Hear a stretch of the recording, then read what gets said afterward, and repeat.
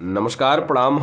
हमें राघवेंद्र स्वागत बा आप सबके इन खबर के भोजपुरी चैनल पे। उत्तर प्रदेश राज्य सड़क परिवहन निगम का बस में 60 वर्ष से अधिक आयु के महिलाओं के मुफ्त यात्रा का सौगात मिलल बा। योगी सरकार लोकसभा चुनाव से पहले महिला वोट बैंक के सदले के तैयारी में जुटल बाटे। अनुपूरक बजट में निगम के प्रतिकर भुगतान खातिर 1 करोड़ रुपया का प्रावधान कइल गइल। आगामी लोकसभा चुनाव में योगी सरकार का पूरा फोकस आधा आबादी के वोट बैंक के सदले पर हुई।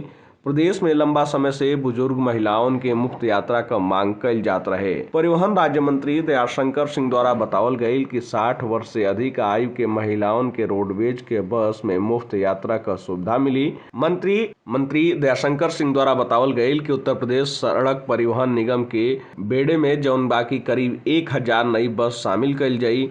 इनमें से 100 से अधिक इलेक्ट्रॉनिक बस भी हुई। अनुपूरक बजट में नई बस के खरीद खातिर 100 करोड़ रुपया का प्रावधान कइल गइल बा। हाल ही में कैबिनेट से स्वीकृति उत्तर प्रदेश अंतर्देशीय जलमार्ग प्राधिकरण के स्थापना खातिर 1 लाख रुपया का प्रावधान कइल गइल। परिवहन आयुक्त कार्यालय में वाहन खरीदे खातिर 50 लाख का बजट प्रावधान कइल गइल बाटे। अनुपूरक बजट में बरेली, गाजीपुर, फर्रुखाबाद, हापुड़, देवरिया, संभल, जौनपुर, चित्रकूट और चंदौली में सारथी हाल सहित रोडवेज कार्यालय भवन बनावे खातिर अनुपूरक बजट में मंजूरी दियल गई।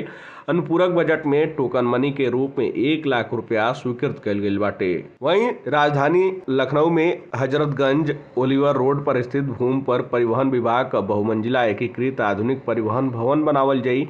अनुपूरक बजट में भवन निर्माण के मंजूरी के साथ एकरा खातिर टोकन मनी के रूप में 1 लाख रुपया का प्रावधान कइल गइल। फिलहाल जानकारी में इतना ही। देश दुनिया से जुड़ल तमाम खबर देखे खातिर आप सब जुड़ल इन खबर भोजपुरी के साथ। धन्यवाद।